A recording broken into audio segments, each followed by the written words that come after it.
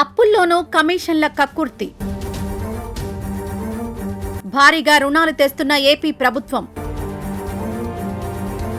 లక్షల కోట్లు అప్పులమయం. వైసీపీ రాష్ట్రాన్ని అప్పులతో ముంచేసిందంటూ విమర్శలు. వైసీపీని మించి అప్పులు తేవడంలో పోటీ పడుతున్న కూటమి ప్రభుత్వం. కార్పొరేషన్ల పేరుతో భారీగా రుణాలు తెస్తున్న ఏపీ ప్రభుత్వం. బ్రోకరేజ్ పేరుతో వందల కోట్ల కమిషన్లు. ఏపీని కూటమి ప్రభుత్వం అప్పుల రాష్ట్రంగా మారుస్తుందంటూ విమర్శలు. 2014లో రాష్ట్రం ఏర్పడే నాటికి అప్పు 1.18 లక్షల కోట్లు. 2019 నాటికి ఏపీ అప్పు 2.64 లక్షల కోట్లు. 5 ఏళ్లలో టీడీపీ ప్రభుత్వం చేసిన అప్పు 1.48 లక్షల కోట్లు.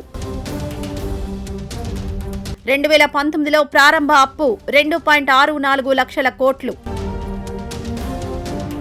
2024 నాటికి ఏపీ అప్పు 5.19 లక్షల కోట్లు. 5 ఏళ్లలో వైసీపీ ప్రభుత్వం చేసిన అప్పు 2.55 లక్షల కోట్లు. 2024లో కూటమి ప్రభుత్వం వచ్చిన ఏడాదిలో చేసిన అప్పు 70,000 కోట్లు. ఆంధ్రప్రదేశ్లో కూటమి ప్రభుత్వం అధికారం చేపట్టిన అనతి కాలంలోనే ఆర్థిక నిర్వహణపై తీవ్ర విమర్శలు వెల్లువెత్తాయి. గత ప్రభుత్వంపై అప్పుల విమర్శలు చేసిన టీడీపీ ఇప్పుడు అంతకు మించిన వేగంతో రుణాల వేటలో పడింది అనే ఆరోపణలు వినిపిస్తున్నాయి.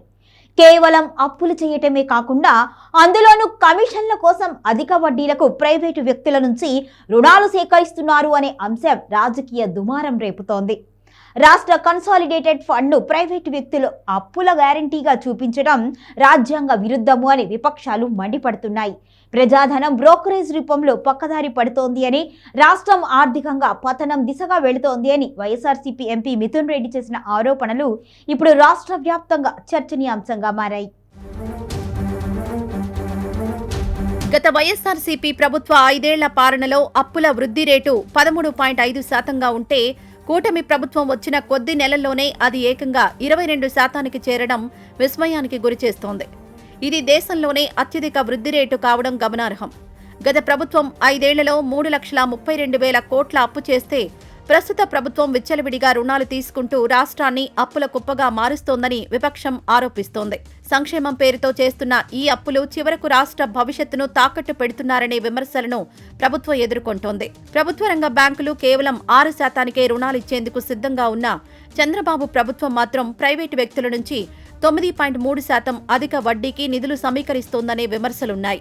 ఈ వ్యత్యాసానికి కారణం కేవలం 1.5% బ్రోకరేజ్ కమిషన్ కోసమేనని, దీని ద్వారా దాదాపు 150 కోట్ల రూపాయల ప్రజాధనాన్ని దోచుకుంటున్నారనే ఆరోపణలున్నాయి. AP mineral development corporation, beverages కార్పొరేషన్ల పేరుతో ఈ వ్యవహారం నడుస్తోందని, తక్కువ వడ్డీని కాదని అధిక వడ్డీకి వెళ్లడం వెనుక ఉన్న అసలు మర్మం కమిషన్లేనని విమర్శలు వినిపిస్తున్నాయి. ప్రైవేటు వ్యక్తుల నుంచి తెచ్చే అప్పులకు గ్యారంటీగా రాష్ట్ర కన్సాలిడేటెడ్ ఫండ్ను చూపించడం అత్యంత ప్రమాదకరమైన చర్యగా పేర్కొంటున్నారు. ప్రభుత్వ అనుమతి లేకుండానే ప్రైవేటు రుణదాతలు ఈ ఫండ్ నుంచి డబ్బులు డ్రా చేసుకునేలా ఒప్పందాలు చేసుకోవడం రాజ్యాంగ విరుద్ధమని న్యాయ నిపుణులు హెచ్చరిస్తున్నారు. రాష్ట్ర ఖజానాపై ప్రత్యక్ష నియంత్రణను ప్రైవేటు వ్యక్తులకు కట్టబెట్టడం అంటే రాష్ట్రాన్ని అమ్మేయడమేనని విపక్షాలు ధ్వజమెత్తుతున్నాయి. కార్పొరేషన్ల అప్పులను రాష్ట్ర అప్పులుగా పరిగణించాలన్న గత నిబంధనలు ఇప్పుడెందుకు అమలు కావడం లేదని కేంద్ర ఆర్థిక శాఖను విపక్షాలు నిలదీస్తున్నాయి. రాష్ట్రంలో ఆర్థిక ఇబ్బందులు ఏ స్థాయిలో ఉన్నాయంటే గత 7 నెలలుగా ఉపాధి హామీ పథకం కూలీలకు వేతనాలు అందడం లేదు.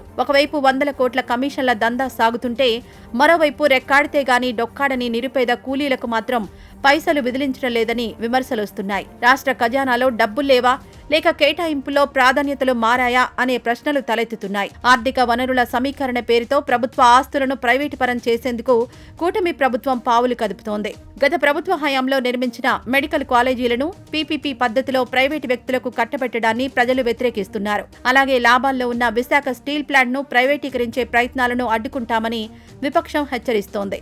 స్టీల్ ప్లాంట్కు సొంత గనులు కేటాయించి కాపాడాల్సింది పోయి దాన్ని నిర్వీర్యం చేయడం ద్వారా ప్రైవేట్ సంస్థలకు మేలు చేయాలని ప్రభుత్వం చూస్తోందనే ఆరోపణలు బలంగా వినిపిస్తున్నాయి. గతంలో వైఎస్ఆర్సీపీ ప్రభుత్వం అప్పులు చేస్తున్నప్పుడు ప్రతి చిన్న అంశాన్ని తప్పుబట్టిన కేంద్ర ఆర్థిక శాఖ ఇప్పుడు కూటమి ప్రభుత్వం చేస్తున్న భారీ అప్పులపై ఎందుకు మౌనంగా ఉందనే ప్రశ్నలు తలెత్తుతున్నాయి. కార్పొరేషన్ అప్పులను రాష్ట్ర అప్పులుగా చూడాలని గతంలో కఠినంగా లేఖలు రాసిన కేంద్రం ఇప్పుడు అదే పని చేస్తున్న చంద్రబాబు ప్రభుత్వానికి ఎందుకు మినహాయింపులు ఇస్తోందని విపక్షాలు ప్రశ్నిస్తున్నాయి. ఇది రాజకీయ వివక్షేనని, దీనిపై కేంద్రం పూర్తిస్థాయి విచారణ జరిపించాలని విపక్షం డిమాండ్ చేస్తోంది. మరోవైపు 2014లో ఏపీ రాష్ట్రం ఏర్పడినప్పుడు మొత్తం అప్పు 1,18,000 కోట్లు. ఈ అప్పు 2019 నాటికి 2,64,000 కోట్లకు పెరిగింది. 2024 నాటికి ఏపీ ప్రభుత్వం చేసిన అప్పు 5,19,000 కోట్లకు పెరిగింది. అంటే వైసీపీ ప్రభుత్వం చేసిన అప్పు కేవలం 2,55,000 కోట్లు. ఇక 2024లో కూటమి ప్రభుత్వం వచ్చిన ఏడాదిలోనే 70,000 కోట్లకు పైగా అప్పు చేసింది.